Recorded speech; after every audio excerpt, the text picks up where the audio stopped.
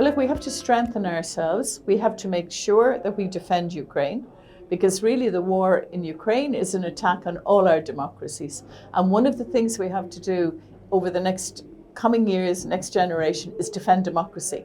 It does need defending, and it is under attack by authoritarians around the world. It's clear that enlargement will give a geopolitical dimension that is different from the one that we have now, because if you have a European Union that goes from Lisbon or Dublin to Tbilisi or to Kiev or to Chisinau, this makes Europe also an Asian actor.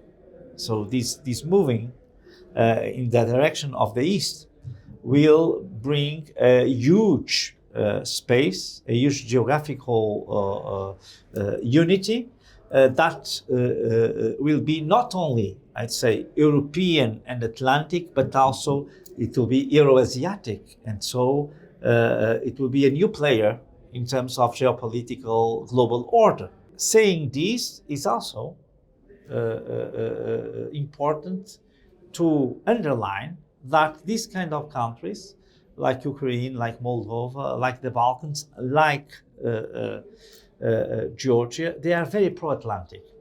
So to reinforce this new front of European integration doesn't mean that we are in a situation where we're going to weaken the Euro-Atlantic partnership.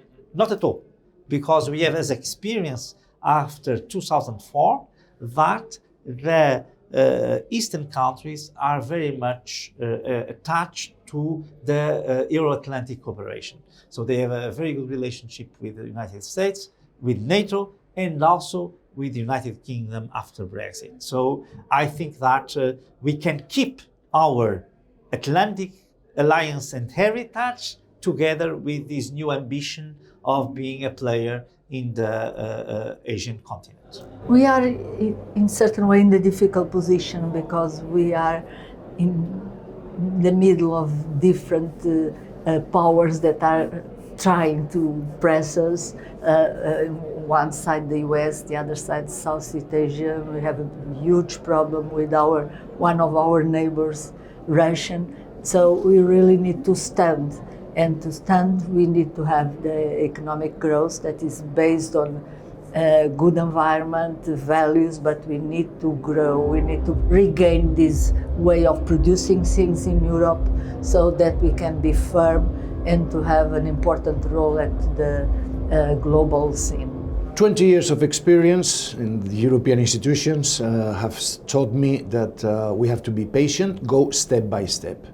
Before talking, our aim is to have a European army. But before that, we have to create the circumstances that will allow the European society to understand the need for our common defense. First, we have to help our enterprises to start to produce. We saw the sort of ammunition that we cannot help our Ukrainian friends, as well with the COVID, our shortage for sanitary, material. So these are the things that we have to work and to coordinate the efforts. It's difficult for our member countries to leave the competences of defense, of their armies. This will take time. And a European closer idea. So we have to help on that step by step. At the end to have a common defense, all the Europeans that we will have. I don't know if I will see it, but generationally it's a need. And we are surrounded in Europe. Ukraine, the Caucasus, Sahel, we are surrounded by elements that are they are trying to disturb our democracies. So we have maybe not to fight, but we have to defend ourselves. Geopolitical tensions are rising, and it has had impacts also to geo-economy. So there is much more competition now when we look critical technologies, critical raw materials, for example. So Europe has to take care that we are strong also in those areas which are critical to us. So in economy we have to be stronger, but also in foreign and defense policy we have to speak in one voice. So when we are united, we are strong. I see Europe that has a moral role as well, that offers peace and stability. Europe is a peace project, and Europe is a stable project. All these refugees, migrants that are a product of conflict, crisis, and instabilities are looking for their safe haven. But what we have to do is to make stability in their homeland and to offer them also opportunity to have a stable places back home. I've been in a war, and I know that you cannot thrive as much anywhere else but back home. So for us, we are offering like 84 billion euros in development aid, but we are not delivering in public positions. So I see our future Commission President, who is going to continue doing her good job together with hopefully very influential and powerful service that will help her to achieve this role, to play a much more influential role in resolving the crisis and preventing a crisis, and also doing the lessons learned in frozen conflict that we are still having around the globe. We have to be more active. We have to lead the process of environmental and digital transition, but we have all conditions to do that, and I do believe with the quality of European people also we are able to achieve it. We are leaders, we are pioneers, and I think that we have to go ahead with this. We are pioneers in the economy. We are pioneers in the environmental legislation. We are now pioneers in the way that we tackle the challenges coming from the illegal invasion from Russia to Ukraine. So we have to proceed with this.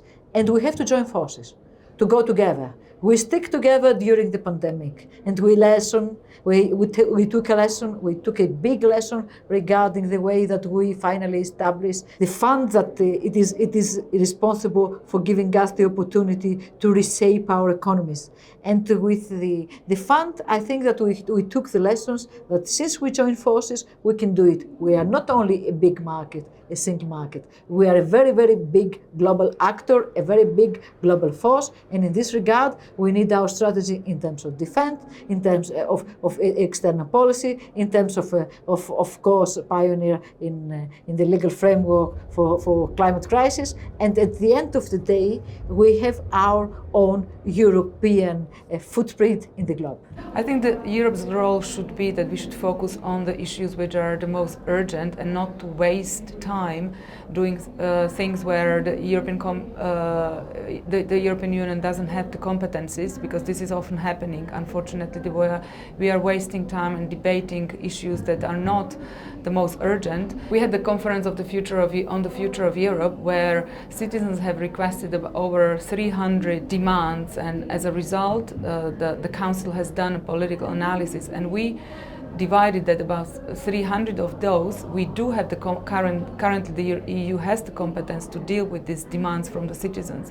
And sometimes we are discussing opening the treaties, we discussed that we need to have more competencies going to Brussels, but this is not the reality. The reality is that we need to really focus on the most urgent issues the citizens feel as an urgency from their side, and I think the strengths are on our side, and we do need to just focus better on where we place our energy.